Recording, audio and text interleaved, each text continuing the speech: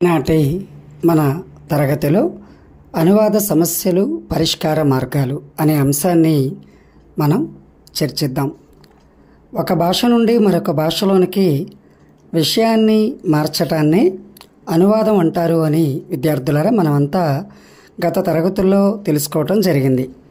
అయితే ఈ అనువాదం చేసేటప్పుడు అనేక రకాల సమస్యలు కూడా మనకి ఎదురవుతాయి. అనువాదకుడికి అంటే అనువాదం చేసేటువంటి వ్యక్తి ఎవరైతే ఉన్నారో వారికి రెండు భాషలు అంటే మూల భాష లక్ష్య భాషల్లో ఉన్నటువంటి పదాలకు అర్థాలు మాత్రమే తెలిస్తే సరిపోదు. విద్యార్థులారా గమనిస్తున్నారా? అనేక సమస్యలను కూడా అధిగమిస్తేనే అనువాదం చేయటం అనేటువంటిది మనకు సాధ్యమవుతుంది. ఉదాహరణకి ఆ సమస్యలు ఏమిటి అనేది మనం ఒకసారి గమనిద్దాం. ఇవి 5 రకాలుగా ఈ అనువాద సమస్యలు కనిపిస్తాయి. భౌగోళిక సమస్యలు, 2 భాషా సమస్యలు, 3 సాంస్కృతిక సమస్యలు, 4 సమాన అర్థక పదాలు లేకపోవటం, 5 వ్యాకరణపరమైన సమస్యలు. వీటిల్ని ఒక్కొక్కటిగా మనం పరిశీలిద్దాం. ముందుగా మొదటి సమస్య. ఈ అనువాద సమస్యలో మొదట మనకు కనిపించేవి మొదటి సమస్యగా భౌగోళిక సమస్యలు. ఎందుకంటే ప్రపంచంలో అనేక రకాలైనటువంటి వాతావరణాలు ఉంటాయి. విద్యార్థులారా, మీ యొక్క మానసిక స్థితికి అందనటువంటి పదం ఏమిటి అంటే వివిధ వాతావరణాలు అంటే భిన్నమైనటువంటి పరిస్థితులు ఉంటాయి. అర్థమవుతుందా పిల్లలు? మరి ఇలా వివిధ ప్రాంతాల్లో భిన్నమైనటువంటి పరిస్థితులు ఉండటం వల్ల ఆ ప్రాంతాలను మనం ఆ ప్రాంతాలకు సంబంధించినటువంటి అంటే ఆ దేశాలు సంబంధించినటువంటి విషయాలు మనం అనువాదం చేసి రాసేటప్పుడు మనకు అనేక సమస్యలు ఎదురవుతాయి అన్నమాట. ఉదాహరణకి ఇతర దేశాల్లో మంచు 9 రకాలుగా మనకి కనిపిస్తుంది. కానీ మన భారతదేశంలో ఒకే రకమైనటువంటి వాతావరణం శీతాకాలంలో మనం చూస్తాం. మంచు అనే పదం ఒక్క రకంగానే మనకు కనిపిస్తుంది, కానీ ఇతర దేశాల్లో 9 రకాల మాటలు ఉన్నాయట. మరి అవన్నీ మనకు లేవు కదా, మరి ఎలా అనువాదం చేయగలం? తదుపరి మీరు గమనించినట్లయితే మనకి మామిడి పండు, మనం తినేటువంటి మామిడి పండు ఏదైతే ఉందో ఇది మరి ఇతర దేశాల వాళ్ళకి లేదు. అంటే యూరప్ దేశాల్లో మామిడి పండు అనేది వాళ్ళకి లేదు. మరి వాళ్ళు ఏం చేశారు? తమిళంలో మన వాళ్ళు పిలిచేటువంటి మాంగాయ్ అనేటువంటి పేరును ఆధారంగా చేసుకుని ఆంగ్లేయులు అంటే యూరప్ దేశాల వాళ్ళు మ్యాంగోగా మార్చుకున్నారు. అంటే చూసారా విద్యార్థులారా, వాళ్ళకి ఆ పండే లేనప్పుడు వాళ్ళకి ఆ పదం ఎలా ఉంటుంది? అందుకని ఇక్కడ ఉన్నటువంటి ఆ పండుని మరి దాని విత్తనాలను తీసుకువెళ్ళి వాళ్ళు వేసుకుని అక్కడ చెట్లు పెంచుకున్నారు. మరి దానికి ఒక పేరు కావాలి కదా, అందుకే మాంగాయ్ నుంచి మ్యాంగో అని వ్రాసుకున్నారు. అదేవిధంగా చైనాలో వారి యొక్క దేశానికి గర్వకారణమైనటువంటి ఒక జంతువును మనం గమనిస్తే డ్రాగన్ అంటారు. మరి ఈ డ్రాగన్ అనేది మన భారతదేశంలో లేదు.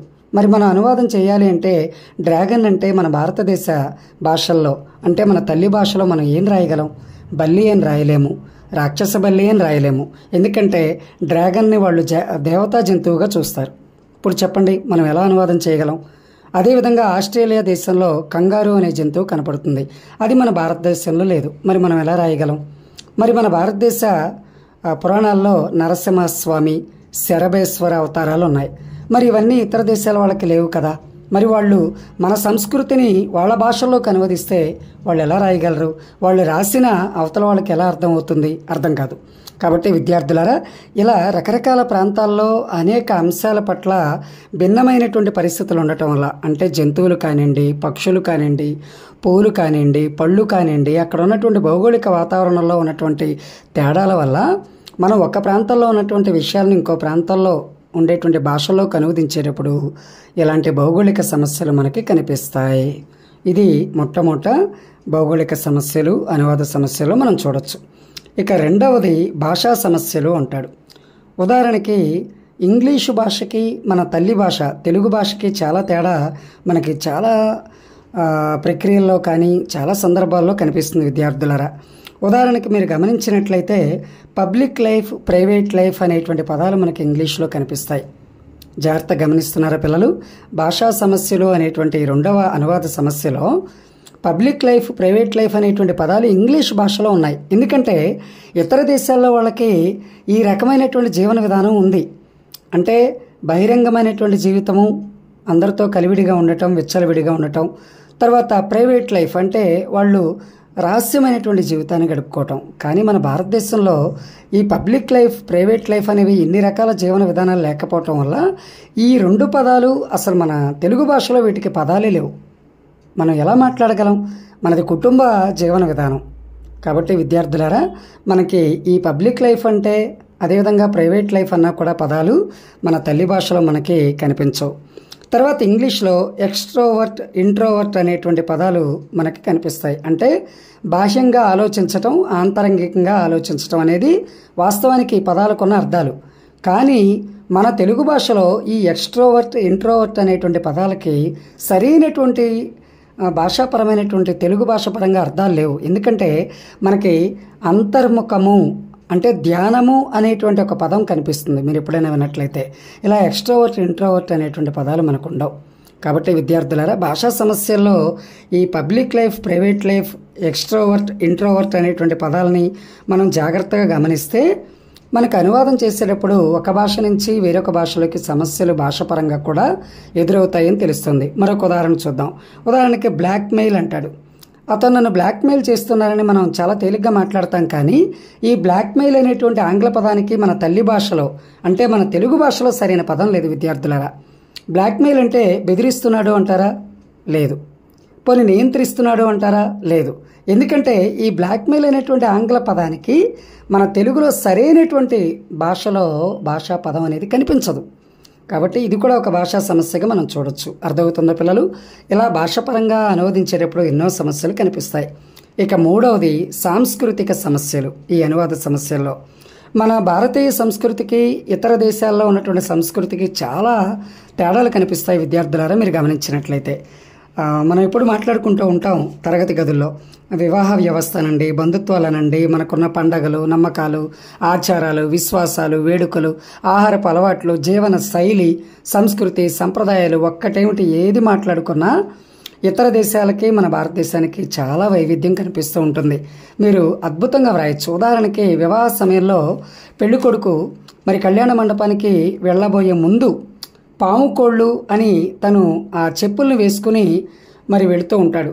ఈ పాము కోళ్ళు అంటే చెక్కతో చేసిన చెప్పులు. మన భారతీయ సంప్రదాయంలో పాము కోళ్ళ మీద మరి పెళ్లి కొడుకు నడవటం కనిపిస్తుంది. కానీ మీరు ఇతర దేశాల్లో చూస్తే మరి ఆ పెళ్లి కొడుకు చెక్కతో చేసిన చెప్పులు వేసుకుని వెళ్ళటం అనేది కనిపించదు. ఇది ఒక సంస్కృతిలో భేదం. తర్వాత ఇతర దేశాల్లో భోజన విధానాన్ని మనం గమనిస్తే వాళ్ళకొక రొట్టె ముక్క, దానికి పళ్ళ రసము అంటే జామ్, ఈ బ్రెడ్ జాము అంటే రొట్టె ముక్కలు, పళ్ళ రసాలు ఉంటే ఆ రెండు కలిపి తిని కాసిన పాలు తాగినా వాళ్ళు మీల్స్ అయిపోయింది అంటారు. లేదా ఉట్టి పాలు, రొట్టె ముక్క తిన్నా, పాలు తీసుకున్నా మరి మీల్స్ అయిపోయింది అంటారు. కానీ మన భారతదేశంలో మీల్స్, భోజనం అంటే మనకి అలా కాదు కదా. మనకి రొట్టె భోజనం కాదే, మనకి పాలు భోజనం కాదు కదా. మరి మనకి అన్నం ఉండాలి, కూర ఉండాలి, పచ్చడి ఉండాలి, కొద్దిగా రసం ఉండాలి, అన్నం, మజ్జిగ ఉండాలి. ఇవేమీ లేకపోయినా కనీసం ఒక కూర, అన్నం, మజ్జిగన్నా ఉండాలి కదా. పోనీ అవి కూడా లేకపోయినా కొద్దిగా అన్నము, కూర లేదా అన్నము, పచ్చడన్నా ఉండాలి కదా. చూసారా విద్యార్థులారా, భోజన విధానంలో ఎంత తేడా వస్తుందో. ఇప్పుడు మరి వాడి మీల్స్ వేరు, మన మీల్స్ వేరు కదా. మరి మనం అనువాదం చేసేప్పుడు ఎంత తేడా కనిపిస్తుంది. తర్వాత మన ఆడపిల్లలు నిండుగా బట్టలు వేసుకుంటారు, చీర అంటాం మనం. మరి ఇతర దేశాల్లో పొట్టిగా బట్టలు వేసుకుంటారు, మరి వాళ్ళు స్కర్ట్ అంటారు, మనం శారీ అంటున్నాం. కానీ మరి ఇప్పుడు ఇతర దేశాలకు సంబంధించిన వస్త్రధారణ మనం మన భాషలో రాసేటప్పుడు ఆ స్కర్ట్ అనే దాన్ని మనం ఇక్కడ ఎలా రాయగలం చెప్పండి? పొట్టి బట్టలు అని రాయలేం కదా. కాబట్టి ఇలా మీరు గమనిస్తే వస్త్రధారణలో కూడా వ్యత్యాసం మనకు కనిపిస్తుంది. తర్వాత మన పండగలు చూసినట్లయితే వినాయక చవితి, మరి దీని గురించి ఇతర భాషల్లో వాళ్ళు ఏం రాస్తారు చెప్పండి? వాళ్ళకి ఆ దేవుడే లేడే, ఆ పండగ విశేషాలే ఉండవే. మరి పండగే లేనప్పుడు, ఆ దేవత ఆరాధన లేనప్పుడు వాళ్ళు రాయలేరు కదా. మరి ఇలా మన పర్వదినాలు, పండగల్లో కూడా మరి సంస్కృతిలో చాలా వ్యత్యాసం ఉండటం వల్ల అనువాదంలో పెద్ద సమస్య ఎదురవుతుంది. ఇలా మీరు గమనించినట్లయితే ఎన్నో ఉదాహరణలు మనం చెప్పుకోవచ్చు. మన భారతదేశంలో అమ్మ వేరు, పిన్ని వేరు, అత్తయ్య వేరు, పెద్దమ్మ వేరు. మీరు జాగ్రత్తగా గమనిస్తే మరి ఇతర దేశాల్లో పిన్నికి, అదేవిధంగా అత్తయ్య, పెద్దమ్మ, ఈ ముగ్గురికి ఆంటీ అనే పదాన్ని వాడేస్తారు. అదేవిధంగా మనకి మామయ్య వేరు, బాబాయ్ వేరు, పెదనాన్న వేరు. కానీ ఇతర దేశాల్లో బాబాయి, మామయ్య, పెదనాన్న ఈ ముగ్గురికి కలిపి అంకుల్ అని ఒకే పదాన్ని వాడేస్తారు. చూసారా ఎంత తేడా ఉందో విద్యార్థులారా. మరి ఇక్కడ గమనించినట్లయితే మన భారతదేశంలో అన్నయ్య అంటే నాన్న తర్వాత నాన్న అంతటి వాడు. అన్నయ్య అంటే పోషించేవాడు అని. కానీ కొన్ని దేశాల్లో మీరు చెబితే ఆశ్చర్యపోతారు, వాళ్ళు తమ రక్త సంబంధాన్ని కలుపుకుంటారు. అంటే అన్నయ్యని పెళ్లి చేసుకునేటువంటి సంప్రదాయాలు ఉన్నాయి ఆడపిల్లలు.